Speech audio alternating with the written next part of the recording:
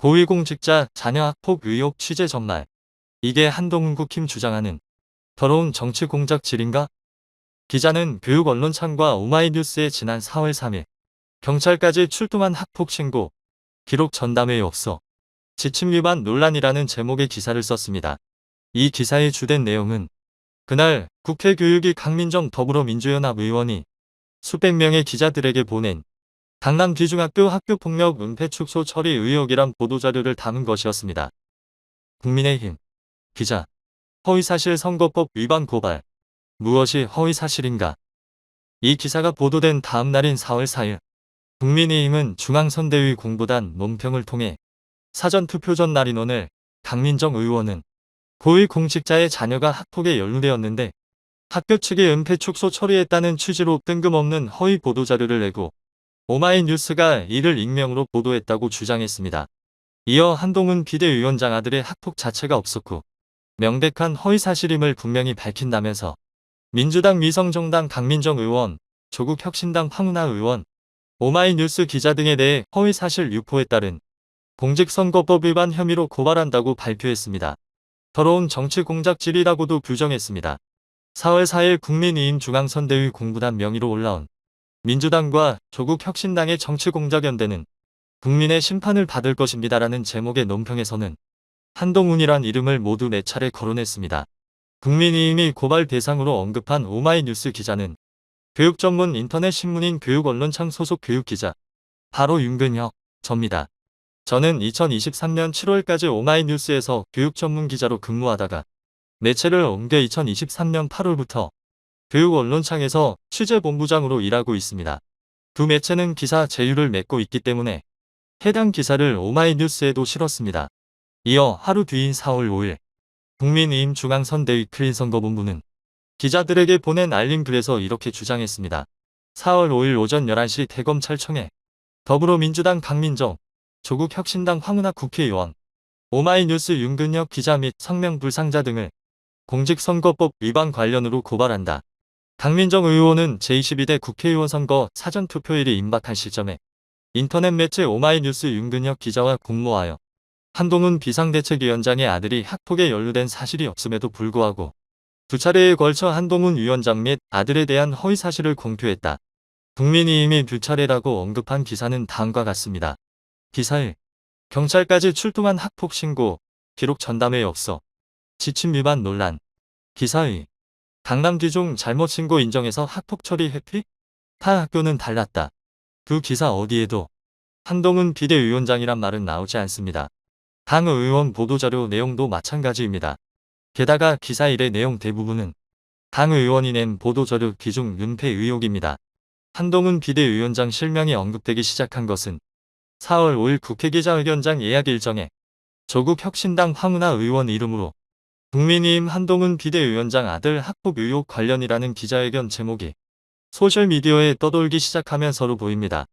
황 의원은 4월 4일 밤 기자회견을 취소했습니다.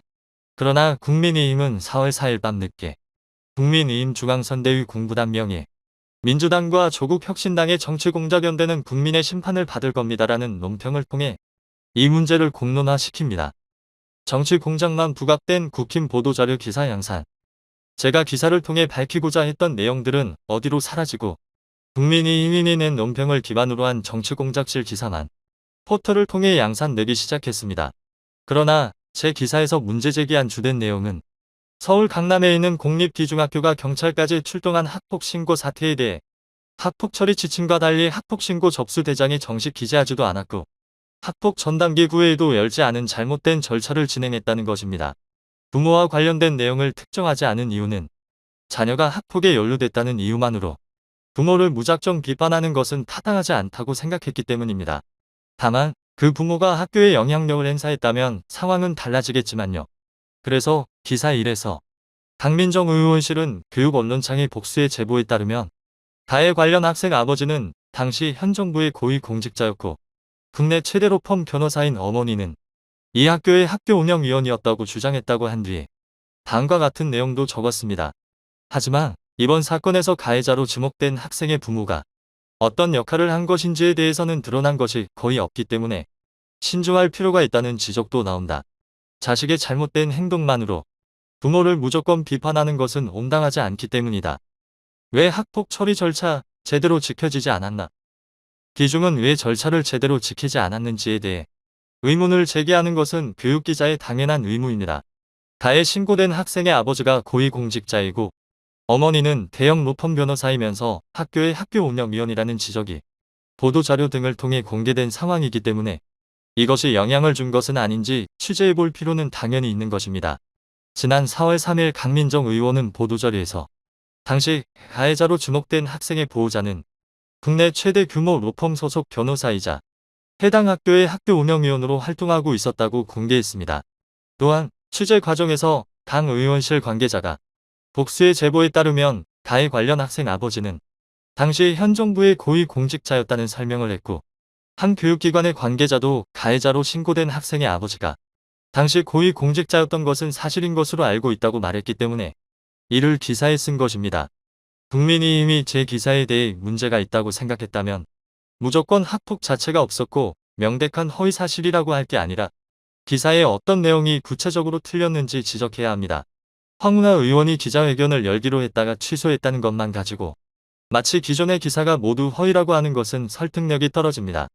황 의원은 기자가 만난 적도 통화한 적도 없는 사람입니다.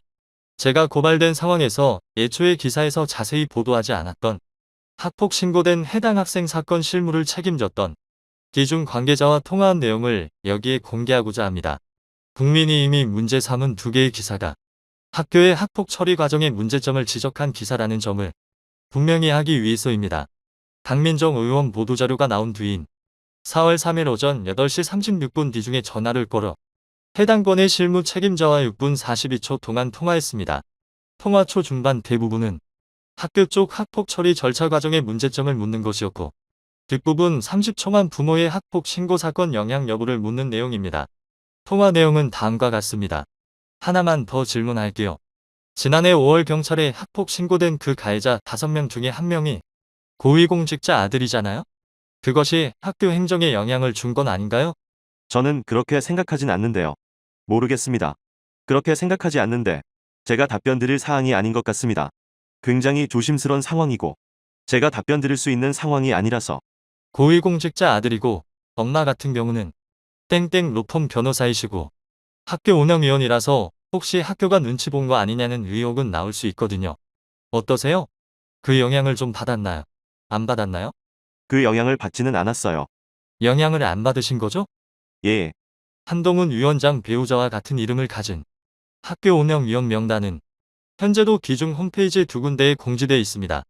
의 통화 내용은 당시 학폭 신고 사건을 직접 처리한 실무 책임자 증언이기에 무거운 의미가 있을 것이라 생각합니다.